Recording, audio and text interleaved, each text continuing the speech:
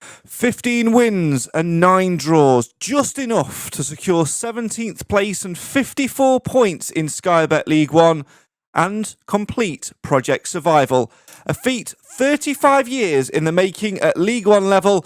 When we reflect on it, that's not too bad really, is it?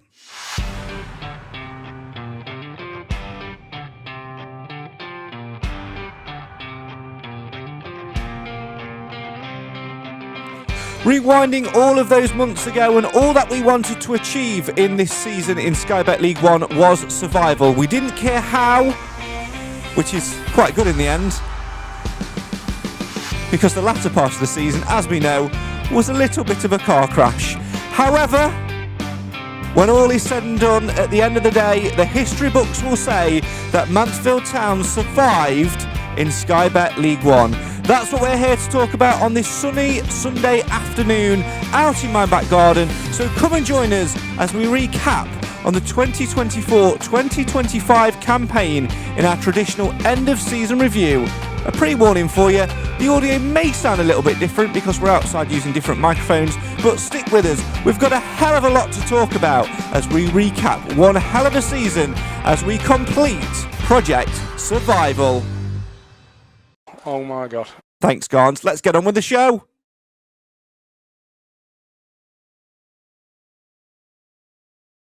Hello and welcome to the madness of the Mansfield Matters Podcast, the show for the fans, by the fans. Why? Because Mansfield always matters. Thanks so much for joining us on this sunny Sunday afternoon as Alan Wilson tries to tactically hide a packet of shortbread biscuits, which he just dropped fully on the floor. Welcome to my back garden for the final podcast of the season. As I mentioned in the intro, it might sound a little different this afternoon, obviously because we're outside using a little bit of different microphones, etc. So there might be a little bit of a buzz. Just stick with us, and there might be a little bit of sound of wind as well. We'll try and do it one, but that's mainly Jim because he's had bit of wind. 4 slices of cake, a couple of biscuits, and a can of cherry coke. Anyway, let's say hello to everyone, shall we? Hello, Jim. Good afternoon. Hi, Craig. Hi, everybody. Welcome to Mansfield Matters HQ, where I've just realised that you can probably see some of my washing in the background as well. But hey ho, let's crack on with the show. Nick's here as well, talking of shirts. Hello. Yeah, none of my shirts on that washing line, and they're definitely not my pants. So hello, everyone. I can confirm there are no pants there, just like there has been absolutely no cake. Speaking of no cake, throwback to not last season, the season before. Hi, Clive. Hello, everybody, and I can confirm Craig does not wear pants. No context whatsoever. And Mr. Wilson, good evening. Good evening, Craig. Good evening, everybody. Oh, well, let's hope that you're all right. Slight caveat as well, if you do want to send us a comment, you can do so. I'll try and get them on the Facebook feed, etc. as well. I've got my phone next to me. I'll try and read them on the screen. But stick with us and we'll see where we go. It's a mad Sunday afternoon here at Mansfield Matters HQ. So thanks so much for joining us. Right, let's start at the very end then, shall we? We're going to talk retain list in a little while. But first, let's do what we're here to do, and that is, of course, recap the season just gone. Alan, at the very start of the campaign, if someone would have said to you, we're going to finish in 17th position on 54 points, not only would you have snapped their hand off, you would have probably taken their arm, their elbow, and maybe up to the shoulders too, wouldn't you? Yeah, well, I said 50 points at the start. We got 54. We had 2 winning games at the end, so it finished off on a high note. It's a positive season overall. Yeah, it certainly is. Clive, there's been some ups and downs, and as we'll delve into, the second part of the campaign was nothing shy of terrible. But, you know, sometimes the saying goes, it's not how you start, how you finish. Well, in Mansfield Town's case this year, it was very much how you started was how you finished. Yeah, I mean, if we'd have mixed up all the wins and the defeats across the season, nobody'd really complain. It turned out to be the season we probably would have wanted. It's just the way it happened. We were goaded into thinking we were going to do a lot better than we eventually did because of the start we made. And as you said, the second half was nothing short of disastrous. Any other manager would have been on the road. But, you know, in credit to the club and they've stuck by him. We've managed to come out of the season better than we might have expected. And we're here to fight another day. Yeah, fighting another day is exactly what we'll do, Nick. We'll delve into the retain list a little bit later on. We've noticed that you've put a few videos out there, etc. Well done on them. They seem to be absolutely smashing it. So great thing. Didn't wait for the podcast though, but well done. It's all about your own channel.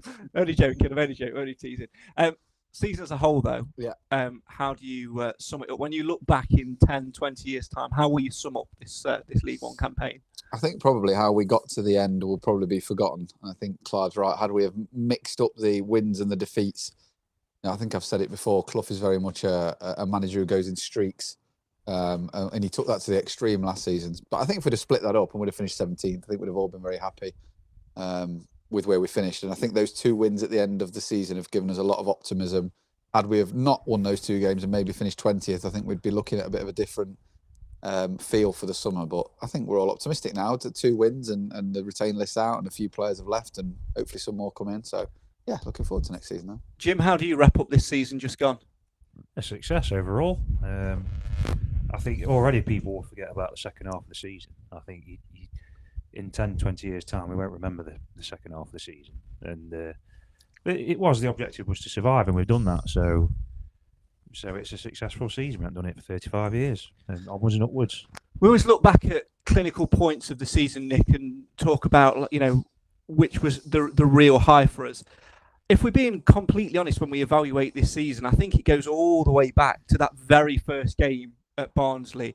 Getting that win then was so important to keep that momentum going. Whereas had we come away from Barnsley with a little bit of, tail between our legs, having taken a little bit of a battering, we might have all gone, not quite sure League One's for us. Yeah, it was actually. It was really important, wasn't it? It was a massive back-in from the fans, and I think they'd been up there the season before. I think they finished in the playoffs the year before. And yeah, to win that game, I think it proved to us all straight away that we were good enough to be in this league. And we were there on merit. And yeah, we came away from that ground thinking, the sky's the limit. Anything's possible. We were top of the league for a game only. But yeah, it was really pivotal. I think somebody got there before me. I think I'll pick that as my sort of best game of the season. It was a tremendous result. Showed we got some new players scored. With Quinn had scored, hadn't he? It was a real brilliant game. And I think as well, a couple of games later, that late equaliser at Burton, to not lose that game, I think was really important as well, and we went on a good run after that. So the start of the season was really important and showed really, really clearly that we belonged in this division. And yeah, if we'd have been hit with a bit of a hiding, it would have changed things, I think, a bit. On reflection, Alan, when you think about the transfer market the last time round in the summer, we brought in 4 players. Will Evans, Keanu Bacchus, Fraser Blake Tracy, and of course Lee Gregory. 2 of them ended the campaign without playing, being injured. Let's look at the other 2. Should we have perhaps done more? Of course, Ben Waine on loan from Plymouth, before anyone comes at me, but it really can't, does it? Should we have done more in that transfer window to strengthen us? Were we quite ready for League One, or do you think we were a little bit coy? Probably a little bit coy because, to be fair, when Gregory was firing on all cylinders and Fraser Blake Tracy was playing reasonably well until they both got injured. Like Nigel said in his comments when they said, I think we're all right. We proved that because we were winning more games than we were losing then at the time. I know we went on that bad run, but when Mansfield turn up, we've proved it before, like we did the last 2 games of the season. We hadn't got Gregory, we hadn't got Fraser Blake Tracy then, and we're a match for anybody. But we've just got to turn up the Mansfield that we know, Yeah, the Mansfield that we know, Clive, this season, though, has been very frustrating to watch at this time round. Do you think Nigel Clough, on reflection, will he learn his lesson a little bit in terms of pinning all his hopes on one player? Because it's not just the season just gone where he's done it. Historically, throughout his tenure, he's always tended to pin his hopes around building a team around 1 or 2 particular players. I'm not sure he'll ever change his way. He's been a manager for a long time and with a degree of success. I think the reflection of this last season has just been one thing: injuries. As Alan said, if all of our players had been available, we're a match for anybody in this league. And I think the fact that something like half the squad, for various reasons, wasn't available to us from very much the December onwards, we inevitably we were then exposed to being found out. Obviously, we lost our key player to Barnsley, which brings us back to the Barnsley game. We won that game with 10 players. But, good luck to him. He's gone somewhere else. We didn't replace him, per se. What we've got is a team, and I think your point is, we're reliant on a fairly old player staying fit. And that wasn't going to happen. It didn't happen. And then throw in the other calamitous injuries that we've had this year, I'm surprised in some respects we finished as well as we did. Do you think that's a fair statement, Nick? Can I just ask, when Clive and Jim, you're not talking, just flick the switch down to off because the wind will just blow through the mic. Excellent. Thank you. Yes, I do. I should have told you that before. Sorry, Jim. I think one of Clough's mistakes is that team, a lot of those players in that squad were injury prone to start with. You look at Hewitt, and then you look at Flint, and you look at Blake Tracy. Even players who managed to stay reasonably fit, like Macca is reasonably injury prone. And a lot of that squad were injury prone to start with. So the fact that it was slightly thin on the ground and we had those injury prone players, like Clive said, eventually some of them were going to start to fall. And then the unlucky thing was they all started to fall at once, didn't they? That was the problem after Christmas. I think Clough may have learnt his lesson slightly on that, looking at the list of players that we've kept. But I think the age of the squad didn't help. But I think some of the players' interviews, like Macca was quite telling, where he said that Clough had probably stuck with some players who hadn't necessarily paid him back. And there's one thing you can never say against Clough is his personality and his character, and the fact that he believes in people and he sticks with them. And I think that's led to the downfall in the second half of the season a little bit. Because if we'd have been more ruthless, could have argued we'd have had a younger squad. Potentially that wouldn't have happened. But then that's not what Clough is about. You can't argue about that. Jim, one of the interesting points of conversation has been surrounding Davies Keeler-Dunn, of course. As we mentioned there, he was sold in the summer transfer window to Barnsley on transfer deadline day, which came as no surprise, I think, to us all in the end. However, I've maintained it all season that actually losing him was the best thing to ever happen to us in terms of the run that we then went on, because of the things what Nigel Clough was forced into, changing formations and having not to rely on him. In retrospect, do you think that was right, or do you think the club should have done more to have a ready-made replacement for him? Because when you analyse it, we didn't really bring anybody in to play in that position. We tried it, and then it just didn't work. I think, I think it makes everybody else have to take responsibility and step up. I think you definitely get, from that point of view, we get a better team. But obviously he was a blow because he's a good player and he's proved that this season. I think he got nominated for Team of the Season. I mean, the club did try to replace him. I think they put a bid in for Crowley, didn't they, on that day he went that DKD went. But I don't think it was ideal. I think if you'd have said to Clough that at the beginning of the summer, that this is how it's going to go, he probably would have not really been that happy about it. But this football, things happen. I think unless you're sort of right at the top of the pyramid of the food chain, it's like Real Madrid and Barcelona. You're always looking over your shoulder for your best players, and you just have to be prepared for that to happen. And I think all clubs are up against that, and you just have to sort of get on with it and take those hits. Yeah, let's delve into the season a little bit more then, Alan. We started relatively well, as we say. That opening day victory at Barnsley was one which will be remembered for a long time, not only because of Uncle Stephen's absolute corker, but just bringing the 3 points back in general. And I think all the way through to sort of November time, we showed that we could compete, we could play some good football. Where do you think it went wrong? Well, it could be injuries, it could be loss of form, it could be one or two things, but it's always been the same, whether it's Mansfield or any other team. If you go on a good run, sometimes it's hard to stop winning, even though, you're not playing so good. And it's vice versa as well. Once you go on a losing run, it's hard to try and get that win. And once you'd stopped winning, whether there was injuries at that time, I'm not sure, but just a couple of losses, loss of form in the players, and it makes a big difference. And then the confidence goes down. They see that. They might have seen how Mansfield was setting up against us, doing the homework type of thing. And, it just falls like that. Some you win, and obviously a lot were lost. We know that Nigel Clough is a little bit of a sequencers manager, Clive, and I think one thing that did go in his favour was when we had that little bit of a blip in sort of, late November, early December time, when we lost 5 on the spin and we didn't score. We lost. I think we conceded late on at Wickham, didn't we? We played quite well in that sort of game as well. You could sort of sense that we were playing well and that we would get out of it, which obviously over the Christmas period we did. But then post-January, I can't quite put my finger on where it went wrong. The Wigan game in the FA Cup, it didn't seem like we were in it. And then afterwards, it was like a complete domino effect. Yeah, the rot started when we won yet again at Stockport County. We're going to have to stop doing that. We are. I mean, you're right, though. We played some games where we competed and should have taken things from the game, and we were denied it. Some of it by our own naivety, but a lot of it was just bad luck, or in some cases, bad refereeing as well. But I mean, we saw them capitulate at Shrewsbury. We should have come away with the game there. We had it. let them have it back, and then ultimately got nothing out of it. So we are our own worst enemy at times. And I'd just put that down to naivety and throw in the injury stuff as well. There's no simple explanation, is there? It's a frustrating one, Nick, as well, because when you look back at it, it really will fit that cliche mark of a season of two halves. But after that Wigan FA Cup game, we really did struggle, not just for goals, not just for draws. We struggled for everything. We couldn't pick up a win for love nor money. And the amount of points we picked up in that time period is really, really concerning.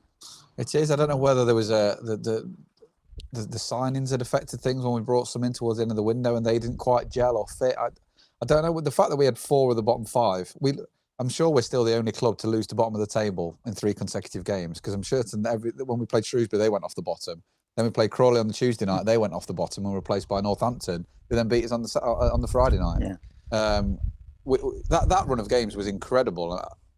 I think the manner of the turnaround at Shrewsbury that Clive alluded to really did affect them. I think because even we had no clue how we lost that, and I think those players came away thinking, well, if we can lose that, we could lose any game. And then all of a sudden, we were horrific, weren't we? Didn't it look like they were bothered, and players who had good seasons started to capitulate. And then we got Dave got injured, didn't he? Then once Dave had gone, then Gregory got injured. We didn't have anyone up front, and the defence were just hemorrhaging goals. Nigel then tried to go 5 at the back to try and shore it up, and then we kept 1 clean sheet in 25. I just think then they lost all confidence, and then we know we've got a lot of confidence players. Will Evans, I'd say, is a confidence player. Players like Cargill seems to be, and Reed especially with his passing, and we just lost shape everywhere. And Nigel was playing a player for a week, then he wouldn't play him, and we got no continuity. And then all of a sudden it just slid, didn't it? Until luckily it got stopped with Bristol Rovers and Barnsley, but. It was really worrying at the time. I think we all thought, even the most optimistic Stags fan, probably before that Barnsley win, thought we could absolutely get relegated here. Jim, without wanting to spark debate, January wasn't good enough, was it? I mean, Nigel Clough took the line in his interviews post-match of, no, we're all right, I think we've got enough. And then he did a massive U-turn after that Shrewsbury game where it almost felt like he was a kid in a sweet shop that spat his dummy out and was like, no, I need 2 players, I don't care what position they are, I just need legs. Do you think he was trying to get someone from the start of January? Do you think that his "we're all right" was a bit of a bluff? Where do you sit looking back at it? Because something felt wrong. I don't think he realised at Christmas how big a slide we were going to have. And January's never a good market to buy, and I think he's very big on being considered with spending the money like it's his own. And in hindsight, it's easy to be clever in hindsight. No, it wasn't good enough, January. But as I say, I don't think any of us could foresee the run we were going to have. And I think he thought, with survival being the only aim, he thought we were going to do that pretty comfortably. But I think lessons have been learned. Warning signs have been observed and lessons have been learned. And I expect the next window to reflect that. Ultimately, though, Alan, it was survival. We did stay up. We've done something which we've not managed to do for 35, 40 years in terms of staying in the division for 2 consecutive seasons.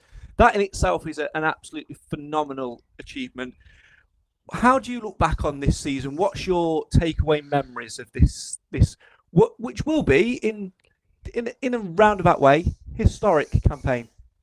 The fact that they did it, Craig. They actually stopped there. We got there. Took us 3 years with Nigel, or just over 3 years to get there in the first place. Said we wanted to stay in League One. We wanted to have the 50-point cushion, which was it was more than enough in the end anyway. But to reach 50 points and to actually stay there. And I think it's credit to all the players, the manager, the staff, and everybody else that's done it, because it's a humongous achievement. I think when you think, the budget that we must have compared to other people, I think it's very complimentary how they've done it. What's your takeaway memory from this season, Clive? If you were to sort of pick one and go, that's how I'm going to remember this campaign. Obviously, the year before was Bradford and no cake. What's it going to be this time around? I'm going to pick up on what Simon Wilson just said. We travelled down to the Cambridge game. We took a full company of away fans to that game, took all the places we were allowed. And we were 3-0 down before we'd finished talking. It was a great day until we kicked off. All right, we pulled 2 goals back, but we were completely at odds with what was required in that game. And that's the lowest point as far as I'm concerned. The highest point is obviously day one. So I've got 2. I've got a high and a low. And no in between. None in between Nothing at involving all. salt? No, nothing at all. Nothing salt related. No. No, Nothing shortcut related. No, the highlight as always has got to be the Mansfield Matters away contingent. We travel with glee. We do. It's until three. Yeah, it's Glee until 3. Glee until 3. Yeah, Because as always with Mansfield Matters away travel, it's absolutely fine until we kick off. It's a great day out. Spoiled as ever by the football. Correct. As always, come and have your say on your team. Apologies that I've not read some of them out as yet, but do keep them coming in and send us your memories or anything Stags related you want to talk about. We're going to talk retain list in just a minute. Simon has said a very successful season showed we can compete in League One. So many great memories and new grounds visited. Roger says about players, the trouble is we're always getting injuries year after year after year. And also says, I think the better teams worked Stags out and had a plan to beat us, maybe. And like we've just mentioned, the Cambridge thing there from Simon. Keep your comments coming in and have your say on your team. Right, I think it's about apt time then that we turn our attention to the retain list. Now, if you're not already on the old YouTube, then please do go and give this guy over here a follow. What's your channel? Mansfield Town Shirts. Yeah, shirts-related content and reaction videos and all of the stuff on there. Go and give it a go. Now you gave your sort of you did like a bit of a pre-retain list video, didn't you, of who you would like to see stay and go. How close were you? I think my list was an opinion of who I wanted to. I think if I'd have done a who will Clough keep video, I think I could have got pretty damn close. I mean, there was a few that I wasn't sure about. Two, weren't they, mainly? Yeah, I think Clough's quite easy to read, and I think you look at some of the ones that are staying. You know, you look at Lewis versus Boateng, very similar players. I could see from a mile off that he would get rid of Boateng and keep Lewis, for example.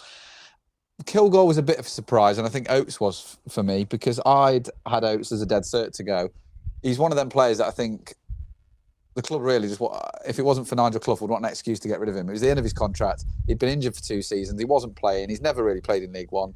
That I'm aware of, and it just seemed like the right time. And then all of a sudden he offers him a deal, but doesn't Kilgore. And I think they're very two similar players. They've had a bad injury, they've come back and then not really had chance to get in the team. So my thoughts are, if you're going to keep Oates, you should really give Kilgore the same chance. But so Kilgore was a surprise, and I thought Flinders was a surprise as well. I didn't get that one at all. I think we obviously knew at the time I filmed the prediction that Pim was going, but I thought it was going to be a clean sweep and they were both going to go. Makes sense, I guess, to keep him or at least offer him a deal. But I had them both going. I kind of suspected that he wouldn't give Dwyer a deal, even though I thought he should have. So it's nice to see that he's offered him something, whether he accepts it or not. And I think it was a bit disappointing. I kind of knew anyway, but that Bowery and McLaughlin didn't have an option. That was a little bit naive of the club not to have them an option on. So I was quite surprised that we hadn't just triggered an option on them. But I don't think there's massive surprises really from Clough, is there, when we know Clough as well as we do. I don't think there was anything we've gone, oh my goodness. Oh my God. Oh my God. Oh my God. Well, let's go through that list then. So retained and under contract for next season. Keanu Bacchus, 26. Fraser Blake Tracy, 29. George Cooper, 22. That was a little bit of a surprise. Alan, you're pleased with that one? Oh, very pleased. I think with that though, Al, as well, I wasn't as surprised. Me and Nick had a conversation about this privately. I wasn't as surprised because homegrown rules.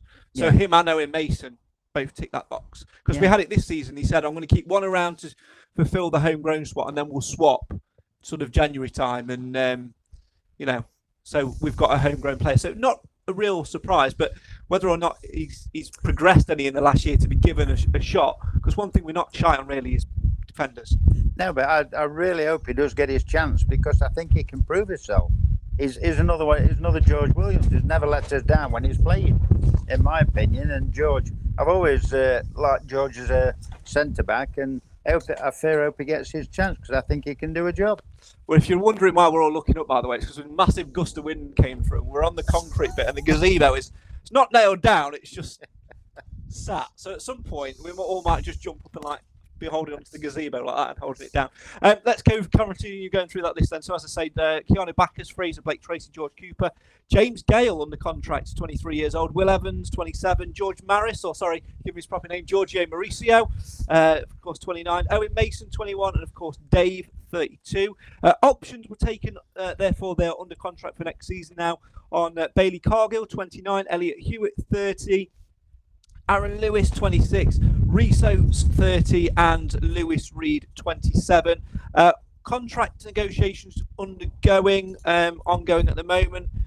Jordan Bowery 33, Dom Dwyer 34, Lee Gregory 36, Stephen McLaughlin 34, and Scott Flinders 38, meaning that released Hiram Boateng, Aidan Flint, Alfie Kilgore, Callum McDonald, Tom Nichols, Christy Pym, Ben Quinn, George Williams, and of course Uncle Stephen. Jim, let's delve into this list a little bit more, and let's first and foremost talk about the two which perhaps caused them the most eyebrow raising in terms of options being taken them. We briefly mentioned Rhys Oates. The other one there is Elliot Hewitt, who has been a fantastic servant for us throughout his tenure at the club. However, this season he has struggled with fitness a lot, and a lot of the times he's struggled to get through games. Why do you think it is that Nigel Clough has triggered an option on his contract, or whoever it may be? It might not, of course, be Nigel, because we don't know whether or not he's staying yet, do we? So I'd have thought Clough would have had the casting vote on who he wants to keep. I can see why he's kept him. I think he's when he's playing and he's properly fit, we always seem tighter and more solid to me. And I think with that pace as well, he really is a good sort of insurance policy, especially when we want to play more front foot and aggressive and pressing. I agree with it. I think I think it was at times last season he was probably one of our best players, or the season before, I can't remember now. But, and Clough, as we know, is very loyal to players who don't let him down. And yeah, I can understand it. yeah, it's an interesting one. Anyone in that list, Alan, that you've sort of gone, I'm pleased we're keeping them, or gone the opposite way and gone, I'm really surprised that we let them go? No, I'm just surprised at Kilgore. I thought he might have had a chance in the pre-season. You know, give him a chance, see how he comes up with his fitness and whatever. But Nigel, we trust, as they say, and just a shame to see him go. I'd like to have seen George Williams, but we can understand why. There's another one that never let us down. But on the whole, I'm pleased to see Dom Dwyer's got one. So I think that lad's got potential. Yeah, you know, he could be definitely double figures next year. Yeah, Clive, what about you looking at that list? Anyone that's a bit of a surprise to you, or anyone who you would have liked to seen go the opposite way? I'm really surprised about we've got a player called Cooper. I'd forgotten all about him. So would Nick, apparently. I thought Nichols was still here as well. I forgot about him. I'm really disappointed we've not offered a contract to Ben Wayne. The man has potential. Not see as that gate? Not as a you'd footballer. like to leave. Bank clerk. See, No. what Clive doesn't realise here is you've yet to do the Mansfield Matters podcast retain list. So, Ben Wayne's going to be sat here next look, year. I'm old and injury prone. I'm an automatic slot in, aren't I? I've got to be. No, I think there's a lot of sense in the retain list. I'm slightly surprised about Kilgore, having invested a year in him when he wasn't able to play, as indeed we did with Oates. I thought it would have made sense to see him with a year's extension. But you know, the thing is, Clough and his management team know an awful lot more about the physical state that these players are in. yeah, it's an interesting one. You know, the Oates versus Kilgore. I think, like we've said, you can't give one an option and then not the other. Rhys Oates, 22 games played in the last 2 seasons, a huge injury risk. And this year, Alfie Kilgore has played 21 games after coming back from his injury, only made 7 starts and has not really been fancied by Clough too much. And I guess you could sort of see that the writing on the wall a little bit with Aidan Flint as well. He wasn't at his best. He made it in interviews. He said, "I'm not at my best." So the writing was perhaps on the wall a little bit there. The only disappointment for me, Nick, is the fact that we are potentially losing out on money on players. Yeah. You know, you look at Alfie Kilgore. We signed him on a fee. We paid a little bit of a fee for Tom Nichols, didn't we, when we brought him in as well. Again, there are a few players in there which we've paid a little bit of money for, but now we're letting them go on a free. Perhaps our transfer deal needs to be a little bit sharper if we want to be that self-sufficient model. Yeah, I think some of those that we've spent a bit on and then let go have been, I'm not saying panic buy is not the right word, but Nichols was brought in. We were like, oh my goodness, we need somebody. So we paid a bit for him. I don't think we'd have paid for him in a summer transfer window. I think Clough just needed somebody to come in the door. He wanted Gregory. He hung his hat on Gregory, and then all of a sudden Nichols came available. So I think that's slightly down to it. I think one thing that going back slightly to Oates and Kilgore, I think one thing that's helped Oates out is that he's not been on the pitch. You know, they always say the best players are the ones who aren't playing, don't they? People's opinions of players when they're injured or suspended or whatever always gets elevated because you can't see them on the pitch. You know, so I was a bit surprised about that one. But yeah, I don't think we lost a lot of money, but you're right. I think if we're going to be sustainable, you can't afford to be dropping 20, 30, 40, 50, 60 grand on these players and then just losing it. I was trying to think whether there was any players that we might have just offered a deal to or maybe extended their deal to then sell, which again is a potential with Oates, but I don't think that's the case for Clough. I think he likes them too much. But yeah, there doesn't seem to be anyone on that list that I think he'll keep and then sell on. Maybe it would have, I don't know if we had options on any of those players. I think that would be quite interesting to hear, is whether we had options on any of those players who have left. Yeah. Somebody like Nichols, you'd think we'd have had him on. I mean, it was 18 months. I would have been surprised if we didn't have another option on somebody like Nichols. You know, especially if we paid money for him. Yeah. Would the sounder move have been to have kept him for a year and then there's no shortage of suitors? He'll be picked up easily. Yeah, so I was surprised that if we did have an option, that we didn't exercise that option and then sell him. As daft as it sounds, we must have had an option on Pim. For me, the clever move potentially could have been, here's your year option, make somebody pay, even if they pay 10 grand for him. Yeah. Surely that's better than nothing. So I'm surprised that we didn't have an option on Pim. But maybe it's a Clough thing where he's, you know what his relationship's like with players. If they've already told him he wants to go, he's probably not worth the hassle. I don't know. Did anyone else think we were going to be more ruthless when it came to this retain list? Yes. No. Well, no, I didn't think he would have been, but would I have been? Yes. I didn't think Nigel would have been, no. But should we have been? I think there's probably another 3 or 4 there that we could have got rid of. Who else would you let go? Lewis would have been the one for me. I don't think he's been consistent enough. And when we were really struggling in midfield, Clough wasn't playing him. So that just showed you that, you know, he wasn't up to standard.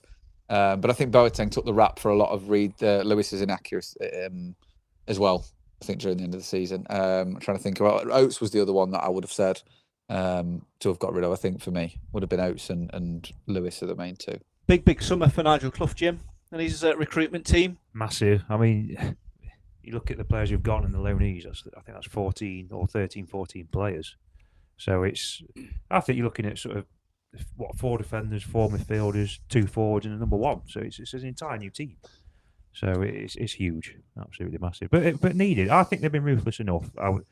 I think he's thrown the dice on Oates, and I disagreed with keeping him. But there's external factors. They know more on who's available and who's not. It might have been a case that people in Oates' position might not have been realistically attainable. So that comes into it as well. Whereas there might be a dearth of centre backs you can get. So they know more about that than we do.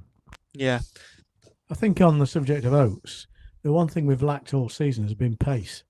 And the one thing that Oates can provide when he's fit is that pace. So I would imagine that's one of the reasons we are persevering with him. And if he's fit and he plays as well as we know he can play, he'll be a real asset to us.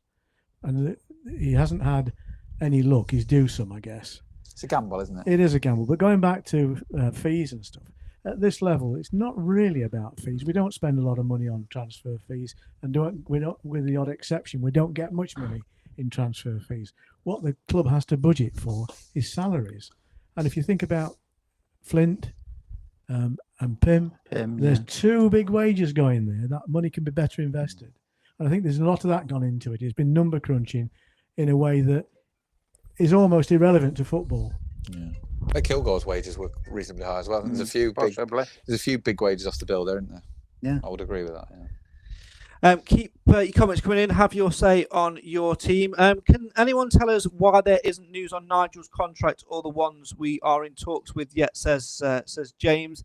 I think it's just a matter of when the club does a press conference. There's absolutely no need to do a press call at the moment.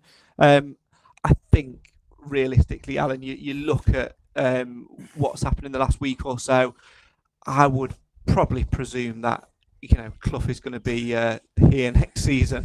Well, I think in his last interview, didn't he mention that they'd already made strides towards 2 players? And, they'd like virtually made offers, or, they was going to make offers. So I think he said they had made an offer. If he's doing things like that, surely He's not going to leave it No. to anybody else. No, it's I would assume Nigel will be here either next year or the next 2 years. Yeah. I would say.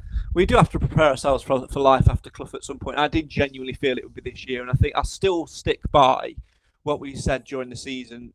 In any other manager that has the run that he had would have gone, but he'd earned himself the right to try and keep us up, and ultimately he did.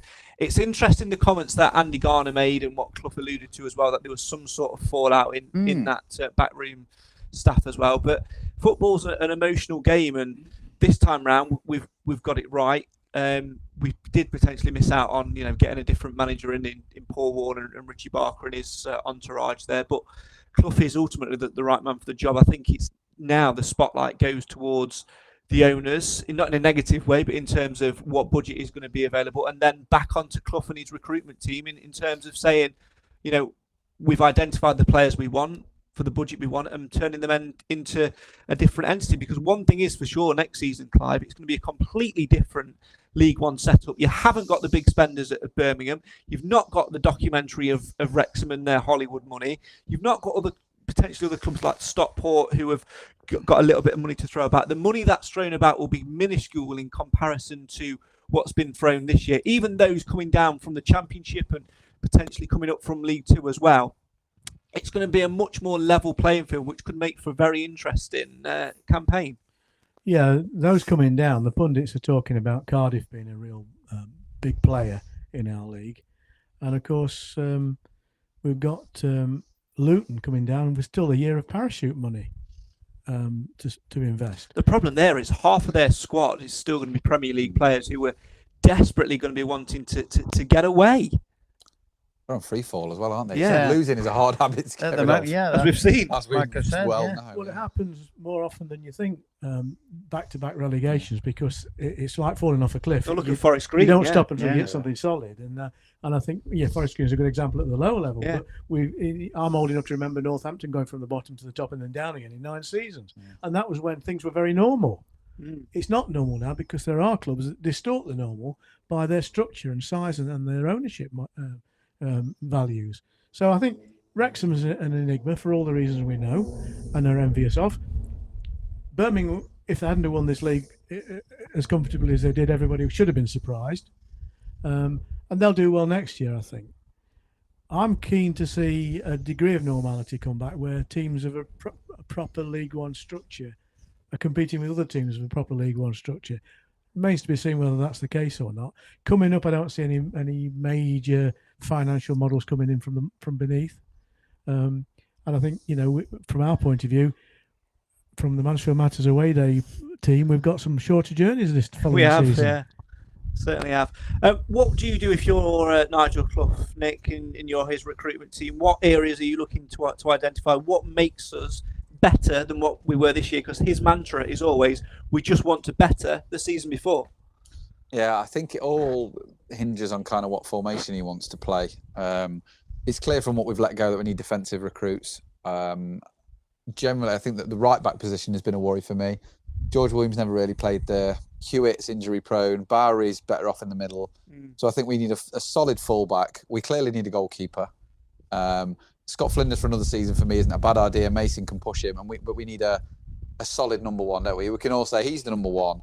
And Clough will want that. Clough won't want to be bitten and bobbing. And the attributes we're looking for, and I'm not any way, shape or form a goalkeeping coach, is a bit of dominance and a bit of presence for me. We've had a few seasons where they've been a bit, Pim's not been that figure, and I think we need a bit of a dominating player in that box to take charge of the defence. I think we need that. Reid needs a bit of help in midfield. If we're going to play this 5-3, God knows whatever, up front, Reid needs some combatants alongside him that are going to do the job that he doesn't like doing, which is getting stuck in all the time and being in and around the ball all the time. He wants time on the ball. He wants to sit a bit deeper. But you can't do that if you've got the likes of Boateng and Lewis, who simply this season haven't been good enough. So we need some grit in midfield, without a shadow of a doubt. I'll throw Ollie Clark's name out there because he's the type of player I'm talking about. Obviously a bit younger and less injury prone, please.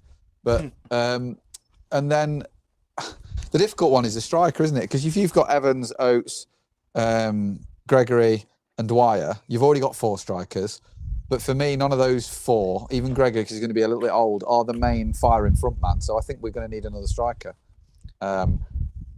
which when you add all that together, needing a goalkeeper, a centre-back, 2 centre midfielders and a striker, that's the core of the team, isn't it? Yeah. But unfortunately, that's just what we find ourselves in. They need to be League One standard, but the big thing that Clough needs to get right, again, is the personalities, and sometimes that's more important than ability, which Clough obviously knows a lot better than me, and has tended not to pick any sort of bad apples. So we trust Cloughy, but we've got some hell of a recruitment job to do for me. We need a bit of something all over the park. Jim, I think one thing's also for sure is that we need a leader in that group as well. Of course, Alfie Kilgore was club captain. Aidan Flint took the armband more often than not last season. Lewis Reed has worn it probably on the most occasions this year, but he's not captain material for me. Is there anyone within the squad that you would look at to give the armband? A lot of people are sort of saying build it around Dave, but it depends when he gets back fit. Or do you think Nigel Clough might look for a little bit of fresh impetus within that changing room? I think, interestingly, Dave, I don't think he ever took the armband, did he, Dave? No. I don't remember. I don't think so.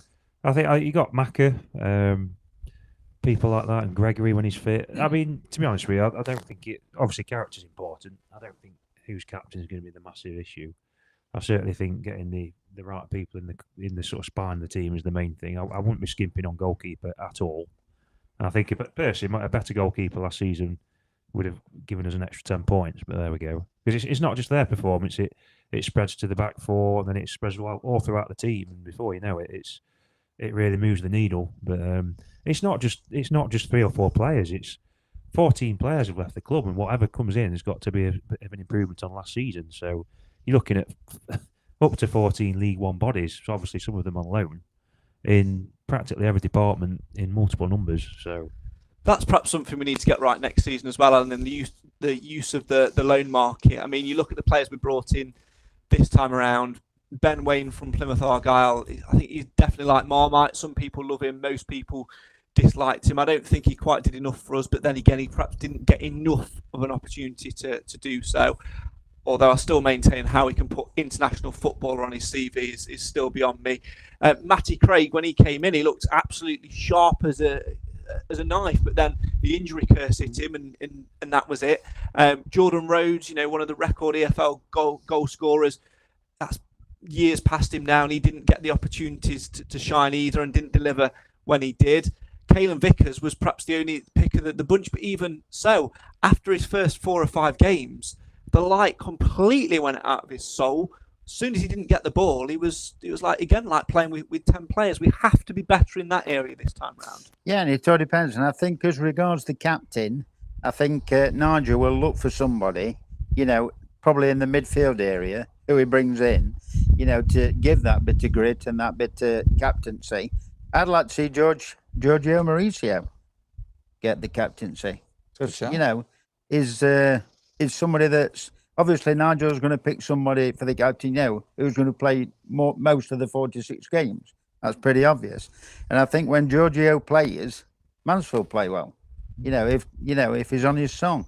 But I agree with what Nick said about Reed. If he plays deeper, it just looks a different game to Reedy, because he sprays them 20-yard, 40-yard passes as if he's a Premier League player. He needs to pitch in front of him, don't he? That's what he needs. Yeah, he needs to pitch in front of him, not behind him. I'm not sure whether Giorgio might be the man, because they played together the last couple of games, didn't they? And Plan Bacchus play well. They did all right. Yeah. It's certainly an interesting one in terms of what's still to come, Jim. For your final reflections on this season before we talk about one person who we won't see playing in a Mansfield shirt again. Overall successful. I think everybody would have learnt a lot. Like I said before, I think the warning signs were there, and I'm quite sure the lessons have been learnt by the manager, the board, us fans and the players. And it's great. I think going down would have been, for me, a bit of a disaster, because it would have set the club back at least 2 years, because it's not only getting back up, you've got to survive that first year again. So delighted we've stayed up. And onwards and upwards. Yeah, indeed. Keep your comments coming in. Have your say on your team. As Jody said in the comments from Macca's interview last week, he's learned a lot from his time alongside Quinny. So him being captain is perhaps not a bad shout. Alan, let's talk about Uncle Stephen, shall we? Of course, we bid a fond farewell to him last weekend at home. Nigel Clough was furious with the fourth official, wasn't he, when Quinn had that chance? Give him 5 more minutes. He was desperate for him to get on a goal, wasn't he? Yeah, but what else can you say about Uncle Stephen than what's already been said? Quality, classed in a legend mould, and it'd be nice if he. I think I heard him say in some sort of interview he still wanted to keep playing. You know, as well as what his business interests are. Yeah. But it'd be nice if he had some sort of coaching role at Mansfield. If not, you know, good luck to him. And if he carries on playing for another year, you know, at a lower league club, I hope they do all for him. Yeah, good luck indeed to Stephen Quinn. He's been a fantastic servant for us, hasn't he, Clive? Yeah, he's been a breath of fresh air, quite honestly. A player in his later years to perform like he's done for 3.5 years with us has been spectacular. He's doing his coaching badges, which he doesn't have to do. He doesn't need to be. He doesn't need football to survive. I just wonder whether, you know, you asked earlier about life after Clough, whether this is part of some medium to longer term ambition that go away, finish your proper footballing career, get your badges, get a bit of experience somewhere, and then when I hang my boots up, you're a natural successor. Could be. Wouldn't be too bad a choice with Clough's entourage around him, and you know, all that experience there as well they could tap into. But as a player, Nick, he's certainly served us well. I perhaps felt like this season was one too many. I felt the ideal time was to go out was after that goal against Accrington. But then again, we wouldn't be sitting here going, "Me, what a goal it was against Barnsley," would we? So that's the thing. I don't think anyone wanted him to finish last year, did we? Me included. So I now can't complain this year when we say, "Oh, he wasn't as good as he could have been." You know, we could see that coming at 39 or whatever he was. But he was a bit of a throwback to me. When I was growing up as a kid, I always felt that the players were supportive of the club. I know it's probably a naive, but these days everyone's a mercenary, aren't they? They turn up and then they leave. Whereas it felt like he'd connected with the club. And he was a fan on the pitch just as much as we were in the stands. I always got the impression. And he was quality. I mean, 21-22, when we had the playoffs, him and McLaughlin were as good as any duo I have ever seen at the club. And you could just tell, you take one of them away from the other, and they just didn't work, did it? It was like something was missing. It was telepathic. And I think he said on his interview about the telepathy that they knew exactly where, and they suited each other down to the ground. The room left by Quinny coming in would let Macca go past him, and then he'd cut it back. Quinn would then be in. It's the best partnership, I think, you know, certainly in my 26 or whatever years of going.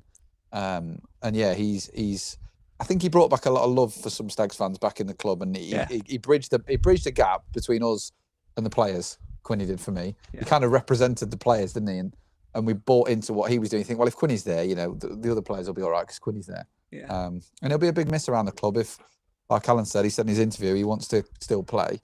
I'd like to have seen him play somewhere and then part-time coach at Stags, whether that's still possible. But when you listen to Clough's interview, it kind of seemed like a bit like James Perch did. He sort of dropped down to Wilkeston. I would have liked that. You know, still playing somewhere else and getting his thrill of playing, but also coaching, whether it be the younger players or part of the first team coaching, and then step into the first team role if that's what he wants. Yeah. That last game though, him and Macca together. I know. Why didn't he shoot as well? You know that last bit? I saw the clock tick to 60. And you knew it was going to be the hour. Everyone knew it was an hour. Shades of 2 years ago.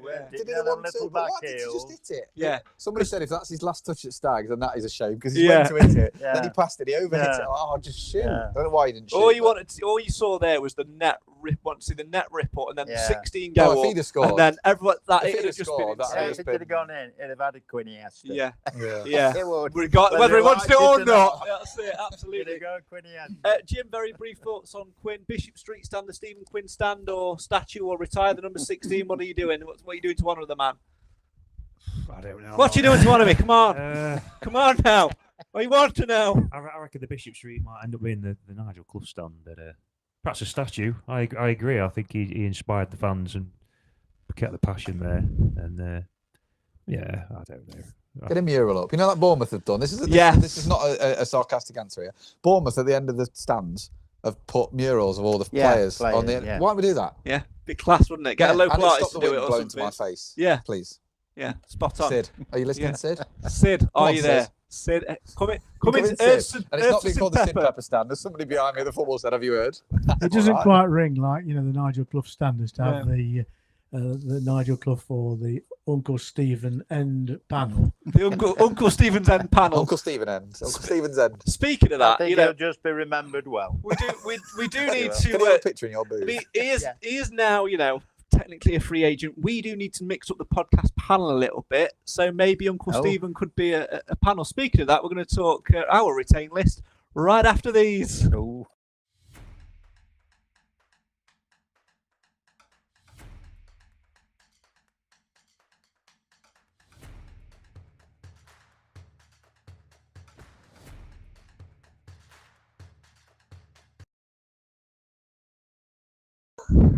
Hello there. Right, welcome back to the Mansfield Matters Podcast. My name's Stephen Quinn. We got rid of that other fella.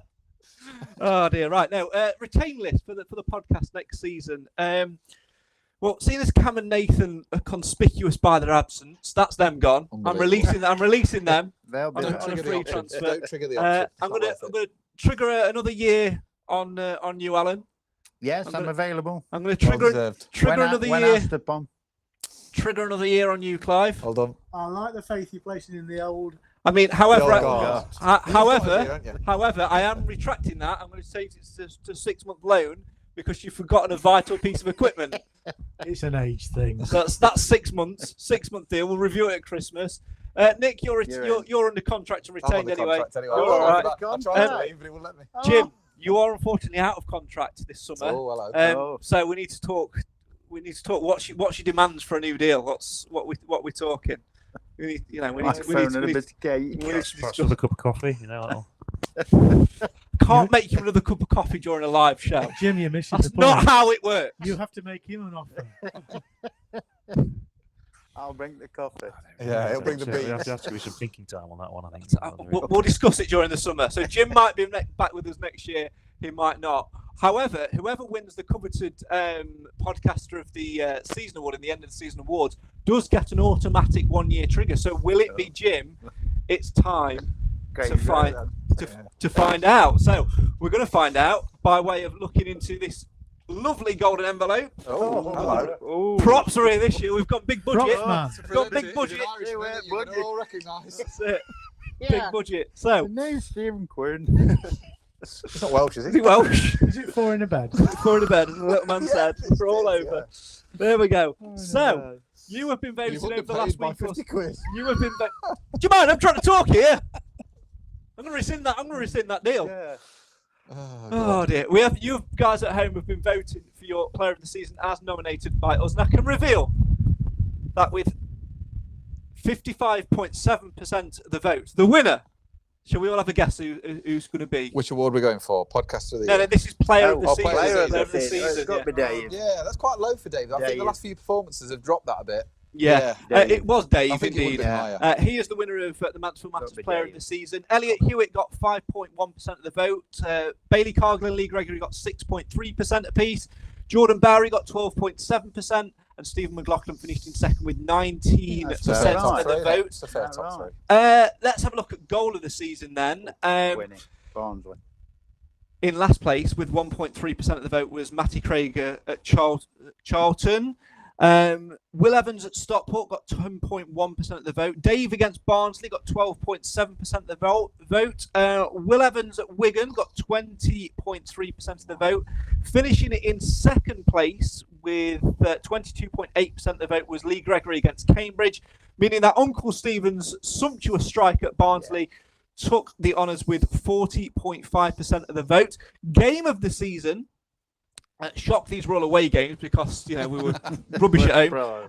Wigan finished bottom with 1% of the vote. Bristol Rovers then got 3.8% of the vote. Rotherham away got 5.1% of the vote. Stockport away got 19% of the vote. In second place with 30.4% of the vote was Peterborough, and then winning the game of the season was the very first game. Barnsley away with 44.5%. It did go downhill from there. Percent of the vote. Moment of the season, Lee Gregory's injury got 2.5% of the vote. Andy Garner, for his insight, and Andy Garner for oh my god, got 3.8% of the vote. Jordan Barry's late leveller against Rotherham and Giorgio Mauricio, that moment from Alan Wilson, both got 8.9% of the vote. Dave's winner at home to Barnsley got 19% of the vote.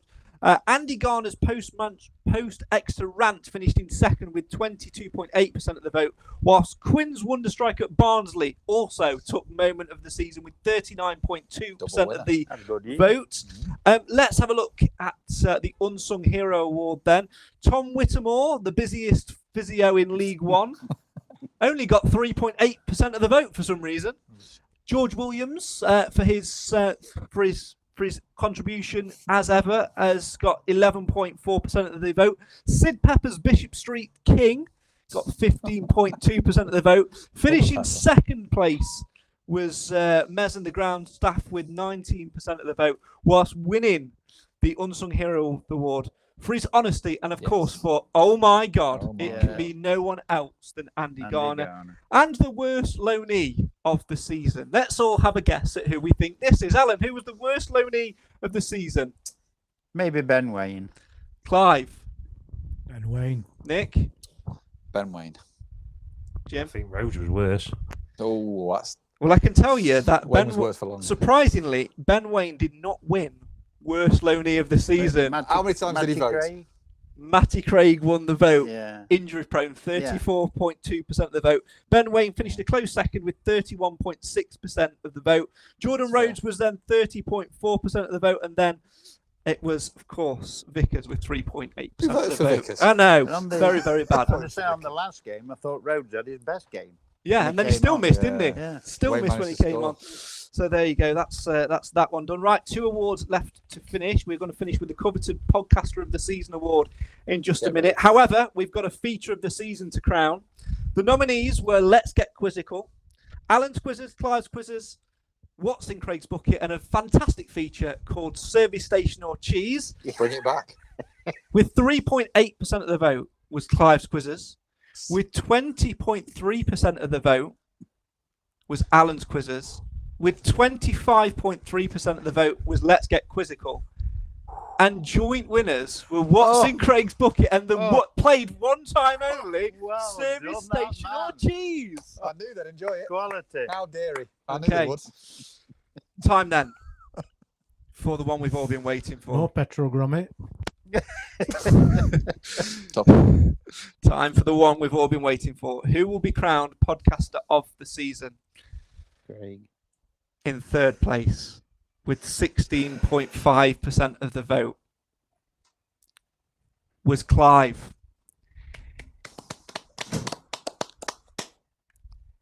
In second place with 25.3% of the vote was me. No. And the winner The rightful winner. with 30.4% of the votes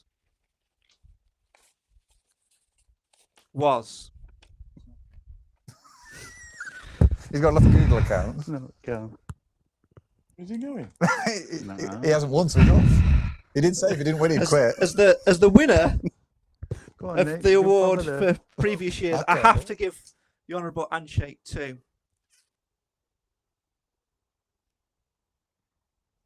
Well done, Nick. No, he's gonna. I know what he's gonna do. I know what he's gonna do.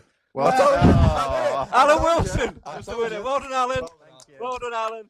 Excellent work as ever. Thank you. Right, there is probably a reason that I didn't win that award, to be fair, because you lot probably voted against me because you know what's coming.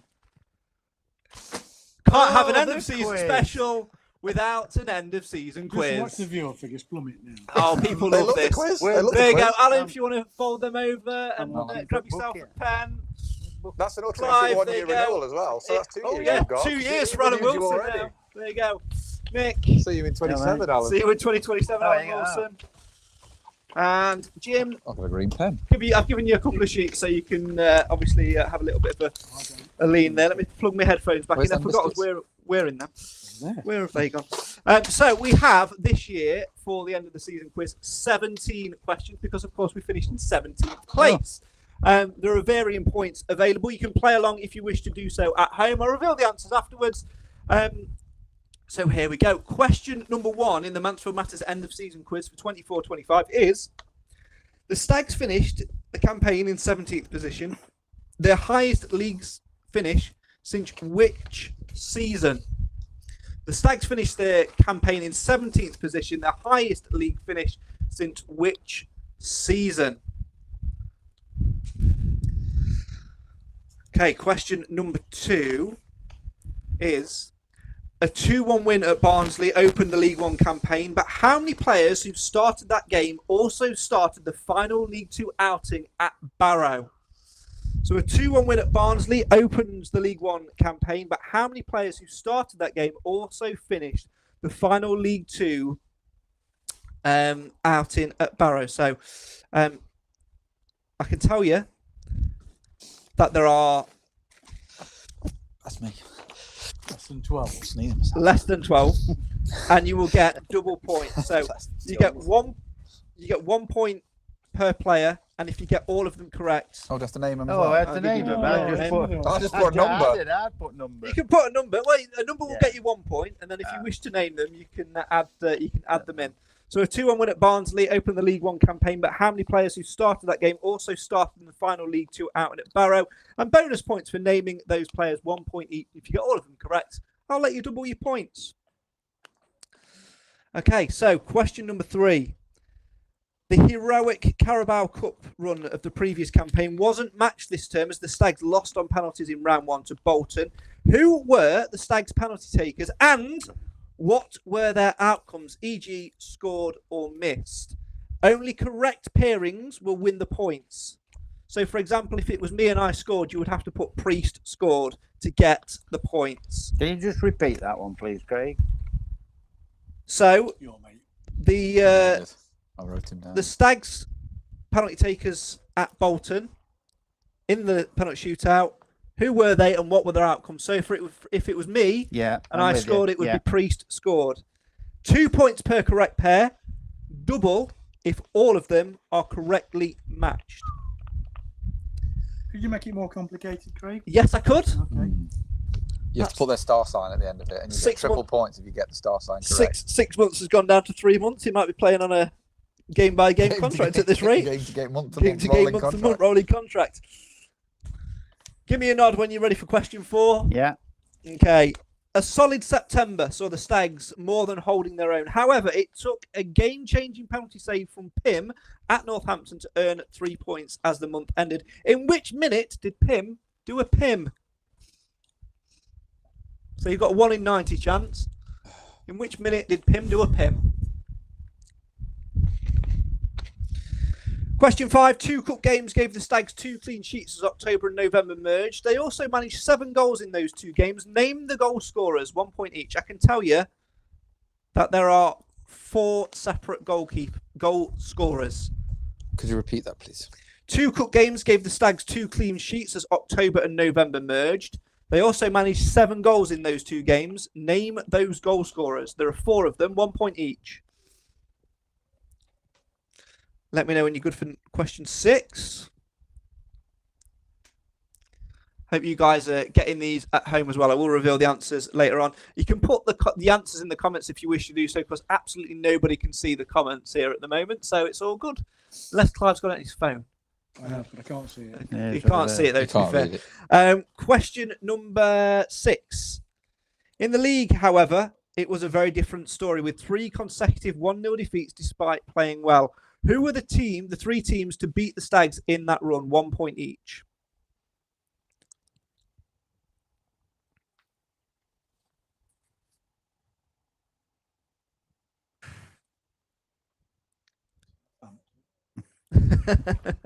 Maidstone. Winston, yeah. And Dorking Wanderers. Yeah. Question number 7 then. Following further defeats to Bolton, cheers Hiram, and Huddersfield, the Stags then made it a fun, festive period with just 1 loss at Reading in their next 6 games. Name the other 5 games and their results. 3 points per correct sequence. For example, Reading would get you 1 point, lost would get you another point, 2-1 would get you the other point.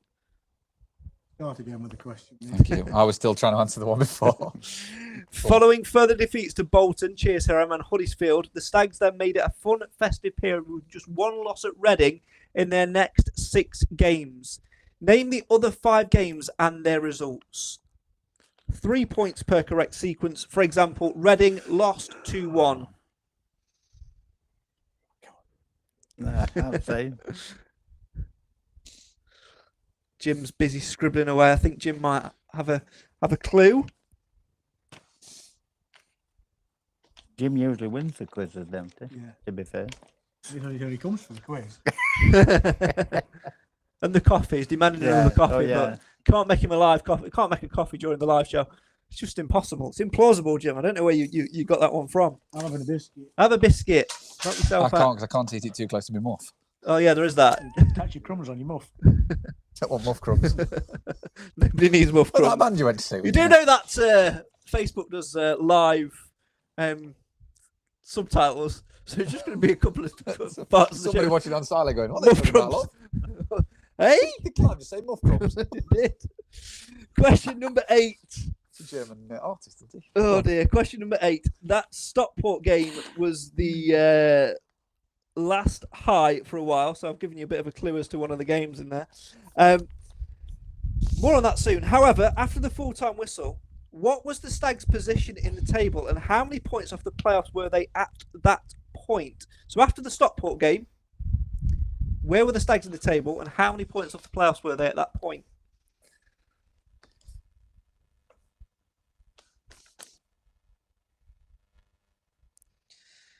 Question 9, for all the Reese Oates fans out there.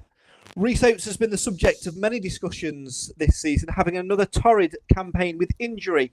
He featured in just 4 league games all season. Name the opponents. 1 point each. Maidstone. Alfred. Doesn't matter about home and away. I just need 4 teams, please, that Reese Oates featured against this season. I guess.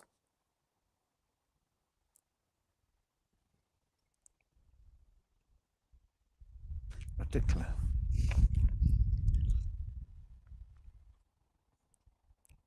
Question 10. A horrendous run would follow as 2025 settled in. Clough's side picked up just 2 points from a possible 30. Name the 2 sides during that one who failed to beat the Stags. 1 point each. So question 10. A horrendous run would follow as 2025 settled in. Clough's side picked up just 2 points from a possible 30. Name the 2 sides during that run who couldn't beat the Stags. Maidstone. Ebbsfleet. Question That's 11. Further. 11? What? How many have we got? I'm on 17. We finished 17th, didn't we? good Yeah. night. We finished 17th. I wish you'd listened. I know. Could you have I've been finished lower? saying Could this have for been more- 3 Could have series been more now. questions if we'd have finished lower. I know. If we'd have finished Imagine. first, it'd have been one question. Yeah. The Imagine we'd have won the Birmingham quiz would league. be rubbish, wouldn't it? Could I ask you to consider the saying less is more? No, absolutely not. Question 11. Further defeats would come until who scored a 90th minute winner at home to Barnsley to end a winless run of 13 league games. Question 12. The nervous wait and disappointment went on with Stags very much plummeting down the table. Which team both hindered the Stags' survival hopes and then sealed them in consecutive games? Again? The nervous wait and disappointment went on with the Stags very much plummeting down the table. Which team both hindered their survival hopes and sealed them in consecutive matches? You don't have to. You Two don't. different teams. No, Same team. Same team. Beat us and then help We us. could have been safe if we'd have beaten them, but we didn't. But then we were safe because they beat somebody else. Other than Everybody doing the else has got Other than this. doing the accent, Clive. I we're can't gonna help you struggle here. anymore. Yeah. Cannot help you anymore. Question 13. With the Stags now safe, a midweek victory over Cup winners Peterborough saw which player make their Football League debut for the Stags? Again? With the Stags now safe, a midweek victory over Cup winners Peterborough saw which player make their Football League debut for the Stags? You've missed a question, Peterborough. Clive. That was. Oh no, you haven't. Sorry, I thought you missed a question. Then. That was question 13. You have to spell it right for full points. Question, you don't. That's not that daft. Is it Mitsubishi? It is. Question 14. The season then ended with a 3-0 victory over Extras. We all cried and said goodbye and thank you to Uncle Stephen. According to Soccerbase, the Stags legend has started 145 games for us in all competitions. Presuming he played every minute of those games, how many minutes of glorious Quinn ball would we have seen? 100 and how many, mate? Sorry. 145. So it's essentially, what is 145 times 90? No injury. No, not including injury time and all of that. No. 145 times 90 is essentially the question. Okay.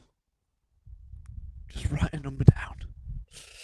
Question 15. Despite sometimes struggling for goals, the Stags did have 21 different goal scorers in all competitions. Oh, no, name them all. Name them all! I haven't got paper room. Name every goal scorer this season. Correct. What a bloody quiz. I'll tell Clough to finish higher up the table. Would have been done with now. That's it. If only would have got there. Don't worry, Clive. There's only 2 questions left after this.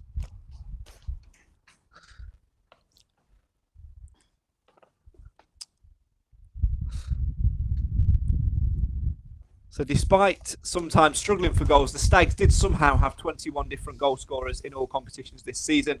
Name them for 1 point each. I'll give you double if you get all 21.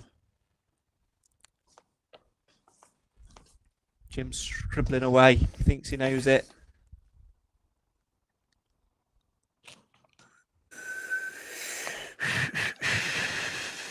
I'll give you another minute or so. Can't even think of 21 players. Well, that's it. That's literally it. Think of That's the hard 21 players. bit. Think of 21 players, and then you're there or thereabouts, aren't Well, you? you could argue not now. Well, arguably, I would say yes, because question 16 is Oh, wow. this. Clough utilised a total of 40 different players across Name League them and all. Cup. No. I've got Favourite 13. biscuit? I've got 13. How am I missing? Clough utilised a total of 40 different players across League and Cup. But what is the club record, and in which season was that set? How many this season, mate? Sorry. 40 this year. 40. So it's above 40. You know that much.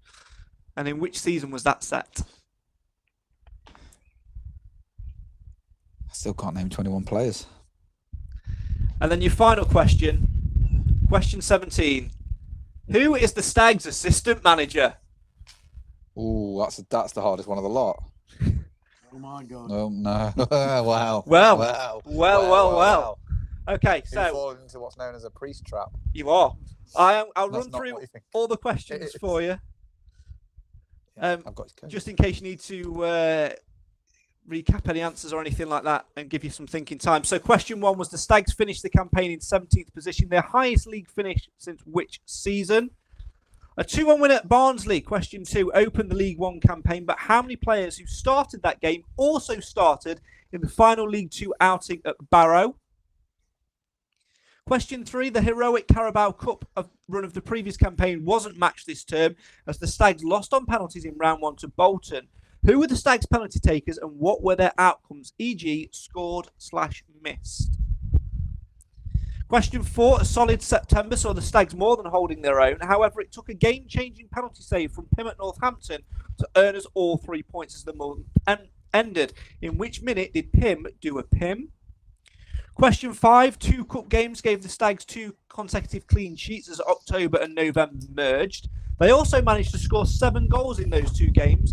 Can you name the goal scorers for 1 point each? They were 4 separate goal scorers. Question 6, in the league, however, it was a very different story with 3 consecutive 1-0 defeats despite playing well. Who were the 3 teams that beat the Stags in that run?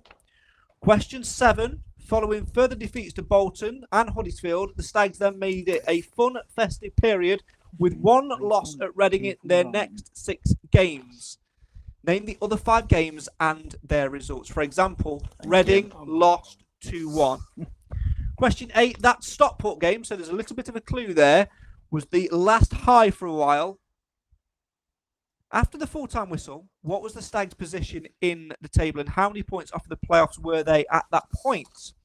Question 9, Rhys Oates had been the subject of many discussions, having another torrid season with injury. He featured in just 4 league games all season. Name the opponents.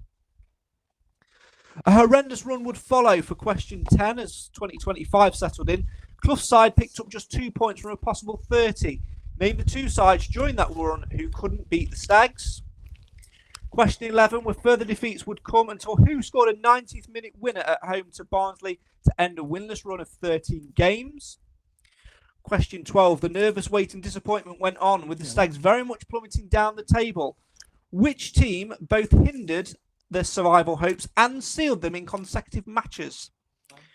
Question 13, with the Stags now safe, a midweek victory over cup winners Peterborough saw which player make their Football League debut? Question 14, the season then ended with a 3-0 victory over Extras. We all cried, saying goodbye and thank you to Uncle Stephen.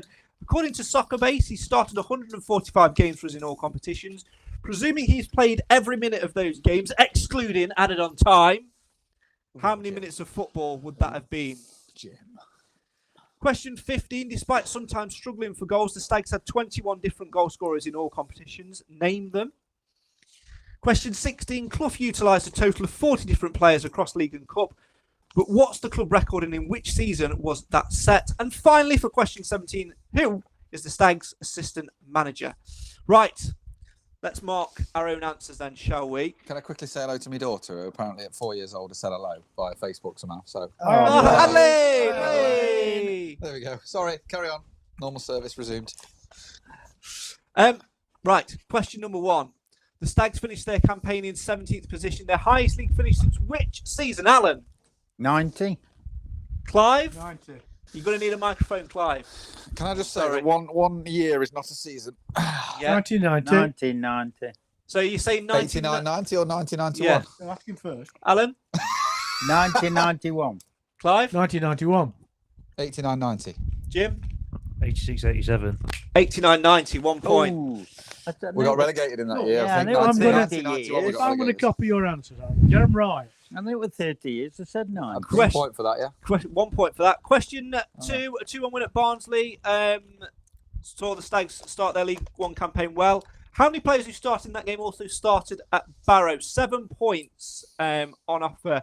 So there are 7 for this then, one. are there? There are 7. Do we get a point for 7? If you get Yes. point for 7 if you got that. 8. Yeah. And then you get a bonus point for all of them. So actually there's more than 7 points available.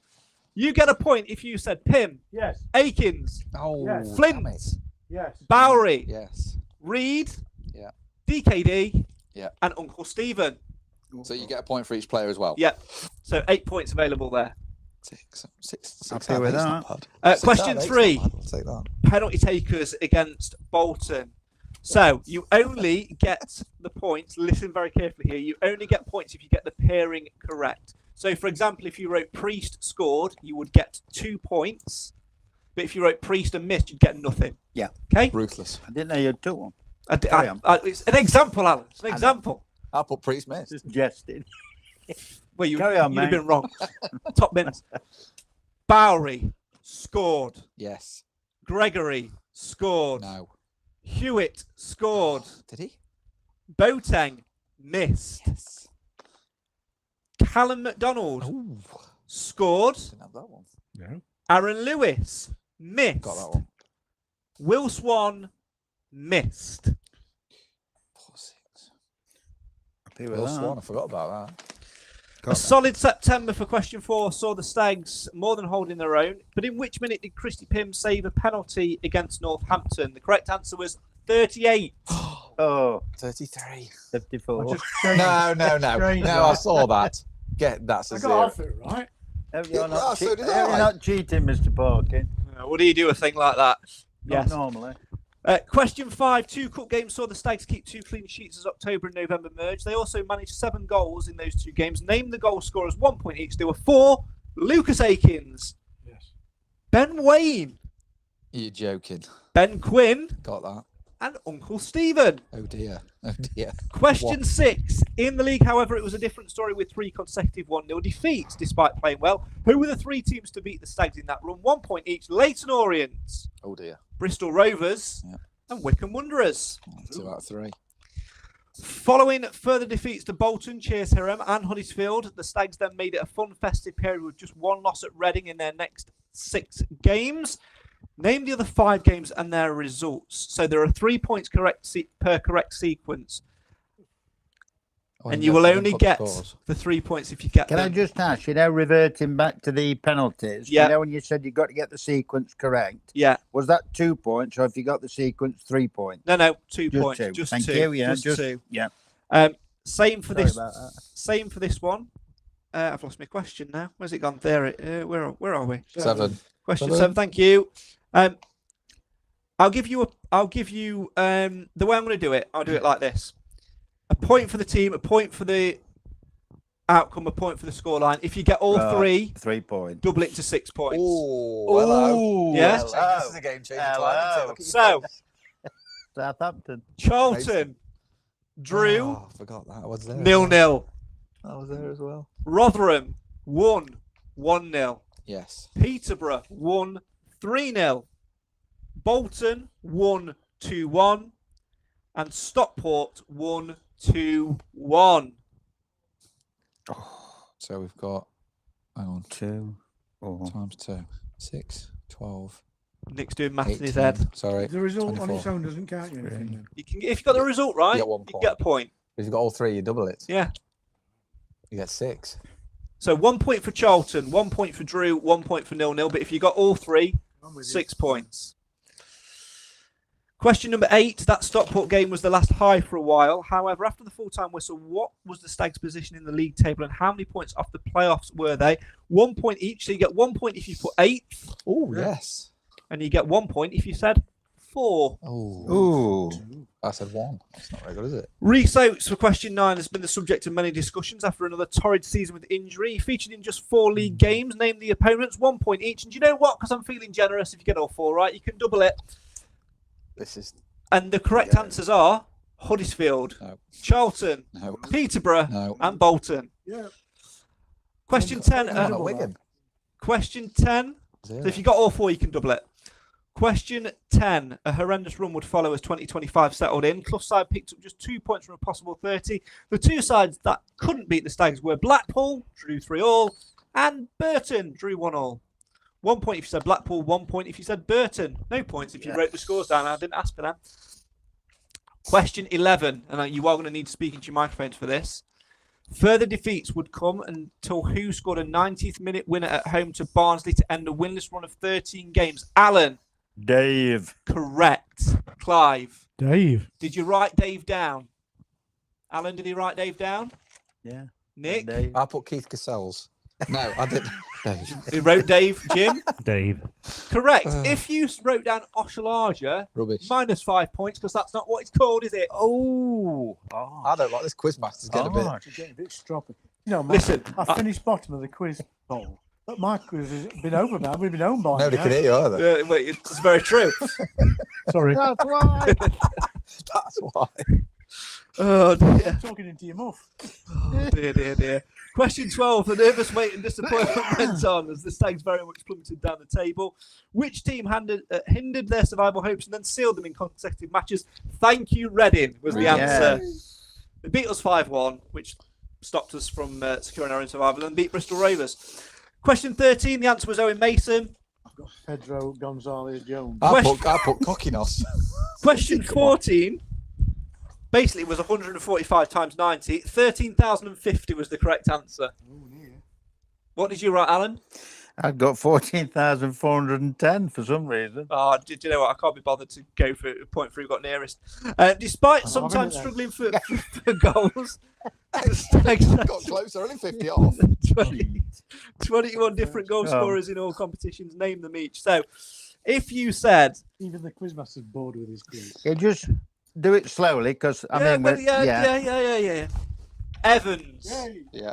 Gregory, Yay. Aikens, Yay. Bacchus, No. Dwyer, Yes, got Bacchus. Yeah, got Dwyer. Yeah. Giorgio Mauricio, Yeah, obviously. McLaughlin, Yeah. Dave, Yeah. Ben Quinn, Yeah. Ben Wayne, Yeah. Boateng, Yeah. Lewis, Yeah. Uncle Stephen, Yeah. Vickers, Bowery, Cargill, Matty Craig, I got Craig, yeah. Aidan Flint, Yeah. Davies Keeler-Dunn, Oh, that's what I forgot. Callum McDonald, I got him. Jordan Rhodes, Got Jordan. Got Rose. and that well-known player, own goal. 2 own goals were scored for us this year. Did Flint score? He did. Yeah. Got Flint. Do you want me to go through them again? Yeah, if you don't mind, just very Yeah. quickly. Evans, Gregory, Akins, Bacchus, Dwyer, Maris, McLaughlin, Dave, Ben Quinn, Ben Wayne, Boateng, Lewis, Uncle Stephen, Vickers, Bowery, Cargill, Matty Craig, Aidan Flint, Davies Keeler-Dunn, Callum McDonald, Jordan Rhodes, and 19. own goal. If you got all 21, well done, double your points, but I don't think anybody did. I got 19. Have a little count up. I forgot Keeler Dunn. Point for each, yeah, point for Keeler each. Dunn and McDonald I missed. Yeah. I'm happy with that. I'm not winning it, but Yeah. I'm happy with that. Real Well good. done, well done. Question 16: In which season did the club set the record for the most players utilised? The correct season was 2008-2009, and how many was it? The correct answer was 43. Were utilised in that season. 0 points. And finally, you're going to need your microphones again for this. Who is the Stags assistant manager? Clive, Gary Crosby. Alan, Gary Crosby. Nick, Gary Crosby. Jim. Gary Crosby. The Leicester spotted Gary Crosby is indeed correct. So have a little tot up of your scores and let's find out who got what. I'm sat in between two more. 16. 8, 9, 10. 41, 42, 43, 44.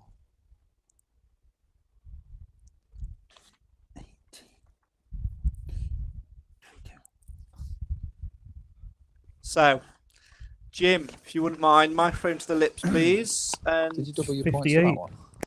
Jim got 58. Alan, If you got all three, you got 40. 6. 40. Okay. Clive, My score's 38. 58 to beat. Nick, come on. 64. Oh, well done. Quality.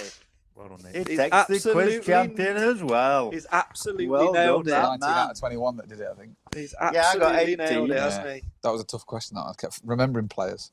I blame Southampton. They weren't the right answer for any of them. I put Maidstone, you see. Oh, dear, dear, dear. Alan's arse is crackling. You got hidden packaging. Okay. Sorry, in the package earlier, didn't we, when he sat down? We have almost completed the Mansfield Matters podcast for this season. However, there has been one other thing which has been going on this season, and that is the silly little games, which we may or may not do again next season.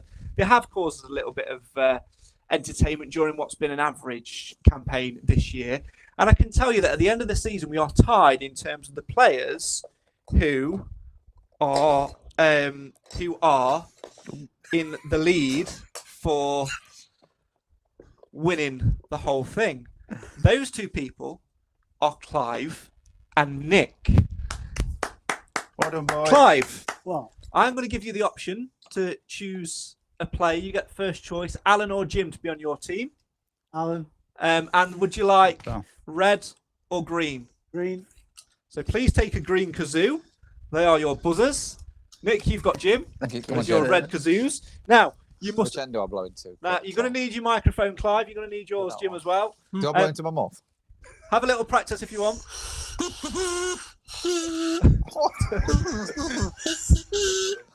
It does work. It do work. I forgot how to do it. It Have a was little practice. Christmas Day last time. You have to talk. If you're talking to it. You're not blowing up a football. You're talking to it. Talking Alan, to it. show us do it. You can do it. There you go. There you go, isn't it? Okay. Right. Hang on. We'll be having the police round in a minute. But they've been... Oh, dear. What about police? Right. Oh dear. Okay. First to three correct answers wins. Yeah. Alan, you're playing for Clive. Jim, you are playing for Nick. First team to buzz in with the correct answer will get the point. If you get it wrong, the other team will get the point. Okay. Careful. So don't kazoo if you don't know. So don't kazoo if you Come on, don't Jim, know. I know you can't kazoo anyway. I know it's my Can you- embarrassment threshold. Here we go. Here we go. Not low enough. Here we go. Here we go. First question To everybody. to everyone. Buzz in if you Okay, if you kazoo know in it. if you know. Yeah, buzz in if you know it. You can't. Here we go. What is the largest planet in our solar system? I think that was Clive first. Clive, I'm going to say Saturn. you are incorrect. 1-0 to Oh, do it. 1-0. Jupiter. 1-0 to Nick. Nick, you've got 1 point. Keep a count of your points because I will lose. Hey? Please keep a count of your What? points. No. I'll just put it on, just like I'll- go like yeah, that. I'll Can I remember. trust you with holding your There's not fingers? many. Yeah, 1 point. Right, Just got okay. one. We ain't got any yet. Question 2. Kazoo's Yeah. at the ready. What colour is a banana? Yellow. Correct. 2-0. No, that was tough. I hard. get the solar system. He gets the colour of a banana. There's no wonder he won the whole thing. Question 3. In which city is the Eiffel Tower located? Paris. Southampton. Paris was the correct answer. 3-0. Nick takes it. Nick is the winner done. of the Mansfield Matters quiz for this series, and I'm sure everybody will be absolutely delighted. Oh, which one's mine now? I'm nearly across kazoo. And the sausage roll. I'm sure everybody will be absolutely delighted. That means that is almost it for the end of the series. What you hope? Well, you never see the kazoos again. Do you know? Oh, there's a hand up in the air. Yes. One thing, what about a nice round of applause for Steve Nadin for winning the Mansfield Matters podcast predictions? Well remembered, Alan. Well done, Steve. Well done, It Steve. would be fitting for us to do a cut now. To Sorry. do a chorus Do a of the chorus of kazoo. kazoos in honour. That is almost all we've got time for this series. However, let's leave you with one fitting memory. Alan, as you look back on this season, how do you sum it up? You usually do a little ditty or something like that. How do you sum up Mansfield Matters? How do you sum up Mansfield Town's 2024-2025 campaign? Well, if we're going to do a little bitty, Little bitty. little ditty, I would say this season finish bittersweet, and thank God, look forward to Bishop Street. Oh, very good. Hello. Clive, how do you wrap this season up with your final words? You don't have to do a ditty or a bitty or whatever you want to do. If I had the time, I'd make it rhyme. But I'd like to play Peterborough every week. Yeah. Nick. I was going to think of a ditty, but it probably would have been quite. No, I'm not going to do that.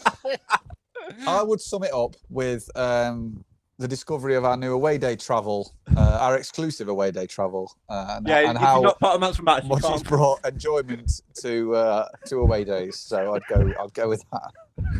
Go with that. Jim, your final reflections on You this can use a season? kazoo if you want. A stepping stone, I think, to better things. Not always pretty, but we look forward. And playing us out on the kazoo, Come on. ladies and gentlemen, Mr. Allen you Moore, have voted the voice him. The voice of Phil Mellon, you have voted What would you him. like me to Your play? podcaster of Thank you, Tom choice, Jones. Alan Wilson, on the kazoo.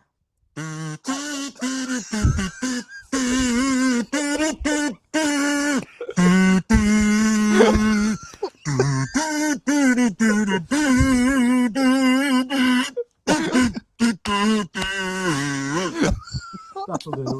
Thank you. From Have a me. good night. From everyone here at Mansfield I don't pay Matters, for this.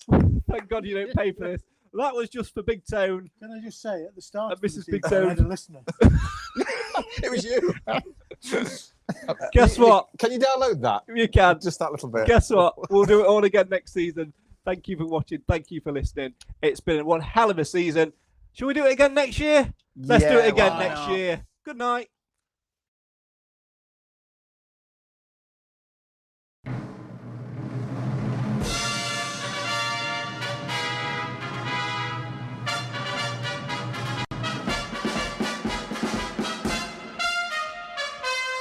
I feel like On the Ball is the right way to end this series. That is all we've got time for on this series of the Mansfield Matters podcast. Thank you so much for joining us over the last 9 months or so. It has been an absolute blast being able to share the journey with you. There's been some highs and there's been some incredible lows as well, but throughout it all we've remembered that Mansfield always matters. Can't believe that we've just concluded 8 series of this podcast. We'll be back for series 9 sometime in July as we look to build a second successive season in Sky Bet League One. My thanks to Nathan Edge and to Cam Felton, who despite their absence this afternoon have joined us at some point along the way, and to be honest, without those two and me a little bit, there wouldn't be a podcast at all, would there? My thanks especially to Jim Evans, to Sir Alan Wilson, to Clive Parkin and to Nick of Mansfield Town Shirts fame for joining me in my back garden for cake this afternoon, although I'm sure that's the only real reason that they're around here, which says a lot about our friendship. We'll see if they survive the cool, shall we, in the off season.